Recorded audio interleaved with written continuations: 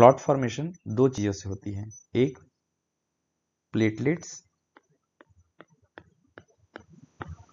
And second fibrin meshwork, है ना। जैसे बिल्डिंग में बीम्स एंड कॉलम्स होते हैं, वैसे ही यहाँ फाइब्रिन मेशवर्क होते हैं। एंड जैसे ब्रिक्स, वैसे ही प्लेटलेट।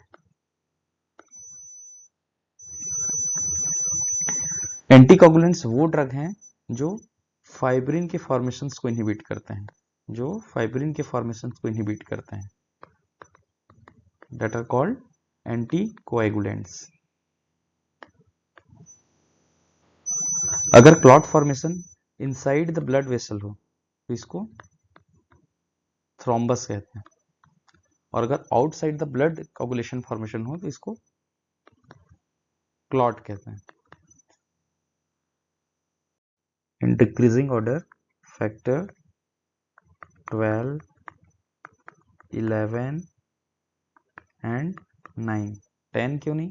क्योंकि 10 को एक इंपॉर्टेंट वर्क करना है, क्या? प्रोथ्रोम्बिन को थ्रोम्बिन में कन्वर्ट करना है, and thrombin activates fibrinogen to fibrin. This is intrinsic pathway।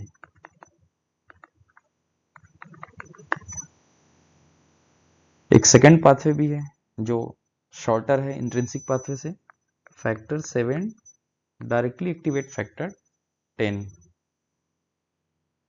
which is called extrinsic pathway।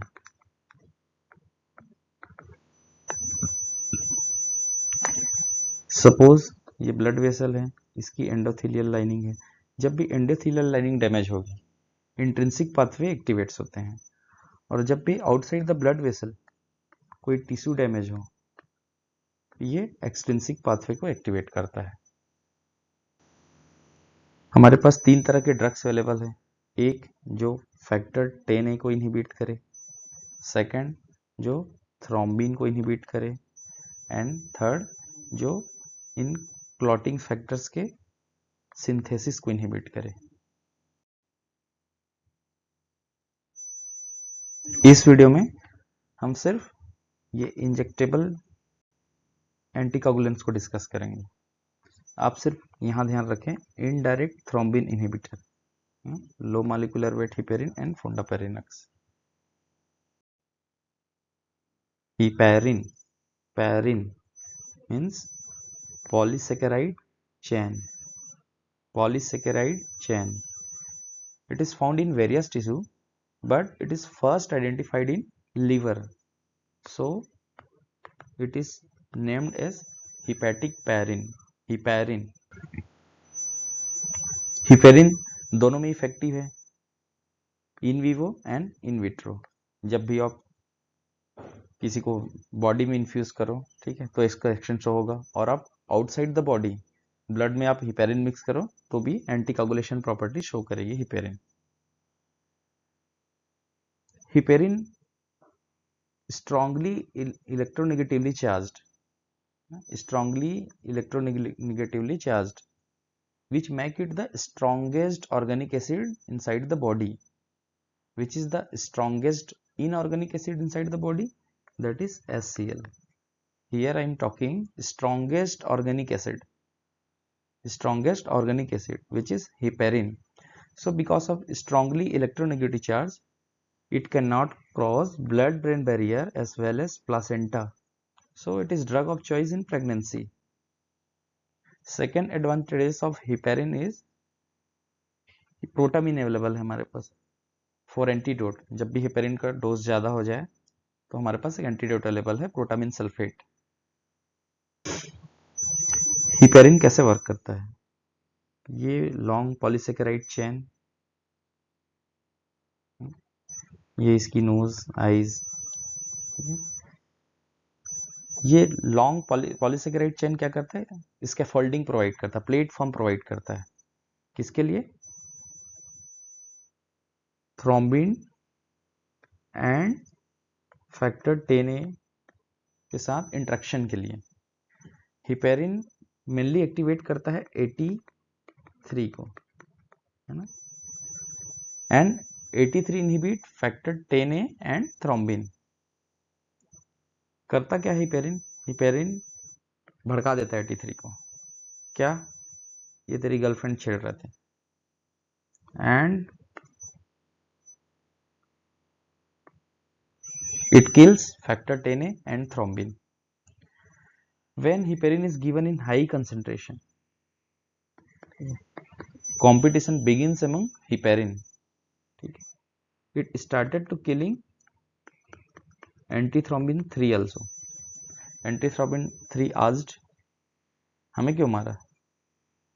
And 83 replied, इसने चैन खींचा है तो स्कर्ट खींचेगा, दम मारो दम मिट जाए हम।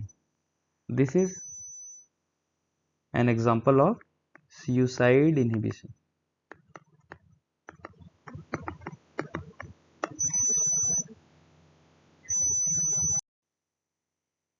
हिपेरिन के कुछ लिमिटेशंस हैं। फर्स्ट, इसका टी हाफ बहुत कम है, 1 to 4 आवर, सो इसको इन्फ्यूजन में देना पड़ता है, कंटिन्यूअस देना पड़ता है। सेकेंड, सबक्यूटेनियस बायोअवेलेबिलिटी इनकंसिस्टेंट है, मतलब सबक्यूटेनियस दे दिए, उसके एक्शन कभी ज़्यादा आ रहे हैं कभी कम आ रहे हैं। थोड़ा भी अगर डोज ज़्यादा हुआ, थोड़ा भी डोज अगर ज़्यादा हुआ तो चांसेस ऑफ अनड्यू ब्लीडिंग है। Second limitation, heparin induced thrombocytopenia is very common with heparin, और हिपेरिन को कुछ सर्जरीज में भी नहीं दे सकते हैं, like ocular surgery, neuro surgery. आप लंबर पंक्चर कर रहे हो फॉर एनी एनेस्थीसिया, आप हिपेरिन नहीं प्रिफर कर सकते। And second most problematic, lab monitoring required. ठीक है, जब भी आप हिपेरिन देते हैं आपको लैब मॉनिटरिंग करनी पड़ती है, इसको एक थेरेपेटिक विंडो में रखने के लिए। सम साइंटिस्ट नोटिस्ड कि हिपेरिन के इसके फोल्डिंग जो है, चैन कोई छोटे हैं किसी के बड़े हैं, फिर भी इनका एक्शन प्रॉपरली शो हो रहा है, तो क्यों नहीं इसको फ्रैक्शनेटेड करके देखें। After fraction it has short स्कैफोल्डिंग्स, है ना, तो प्लेटफॉर्म प्रोवाइड करता है। स्कैफोल्डिंग का क्या काम है? प्लेटफॉर्म प्रोवाइड करना। किसके बीच इंटरेक्शन के लिए? Factor 10A and thrombin with anti thrombin 3। अब ये एंटी थ्रोम्बिन 3 को तो एक्टिवेट करता है, लेकिन एंटी थ्रोम्बिन 3 इनहिबिट कर पाता है सिर्फ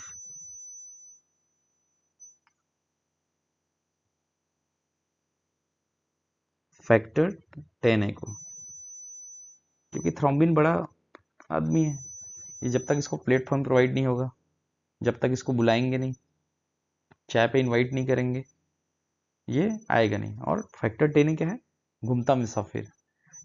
सो factor low molecular weight heparin mainly inhibit factor 10A and very little inhibit factor 2A, means very little inhibit thrombin.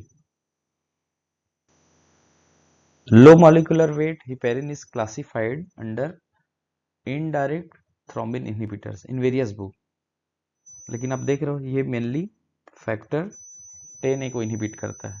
ठीक है, so frequently MCQs asked that low molecular weight heparin mainly act on factor 10A and very little on thrombin. As compared to heparin, low molecular weight heparin has better subcutaneous bioavailability, approx 70 to 90%. Longer and more consistent T-half than heparin. So once daily dosing is possible with low molecular weight heparin. And another advantages is lab monitoring not required. ठीक है, dose is directly calculated on body weight. These are some example of low molecular weight heparin like enoxaparin, Parna, Ravi, not Ravi, Revi, Nandudrones, Arun Desai, and Dalteparin. Heparin is commercially produced by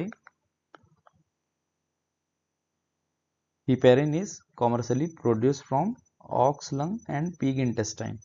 पहले आप ox lung and pig intestine से heparin को purify करो, फिर various technique से आप heparin को फ्रैक्शनेटेड करो. Heparin has molecular weight of 10 to 20,000 and low molecular weight heparin have molecular weight between 3 to 7,000. Another scientist come and identify this specific sequence pentasaccharide.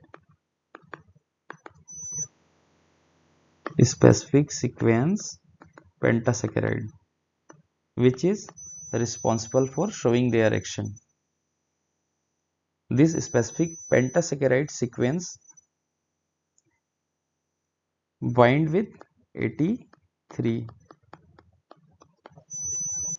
with high affinity, and scientist was very happy to say, I found parents important part.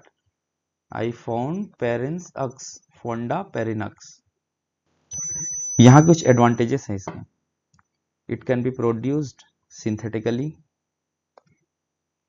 Subcutaneous bioavailability is better, nearly 100%, and longer acting. T-half is 17 hours, so once daily dosing is possible.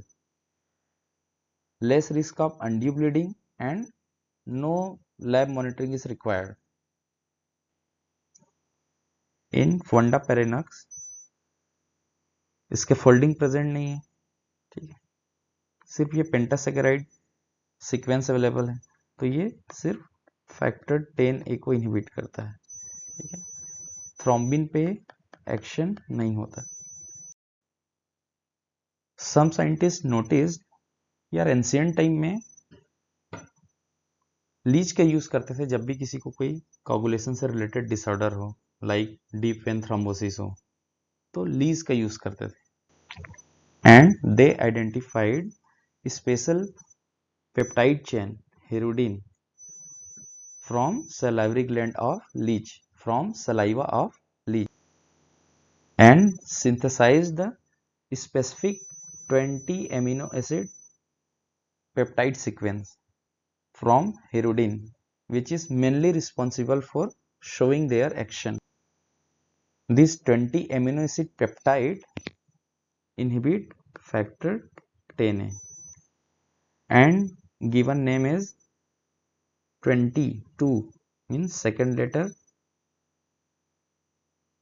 eva from salivary leech and herodin from herodin, बिवालीरुडिन.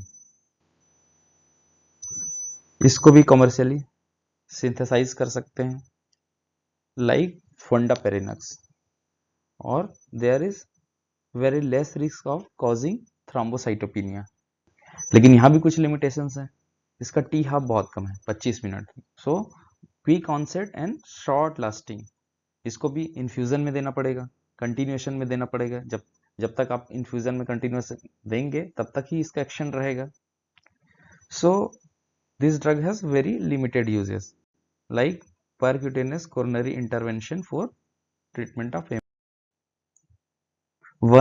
another drug is discovered which is non-peptide compound and it can be synthesized. Ergotrobin, thrombin blocker और antagonist. Ergotrobin का सबसे बड़ा advantages है it is safe in renal disease, but again it has limitations like bivalirudin. T half is very less, so it is required to give by infusion, ठीक है, continuous infusion, and lab monitoring is needed, so it has very limited use as bivalirudin. Thanks for watching.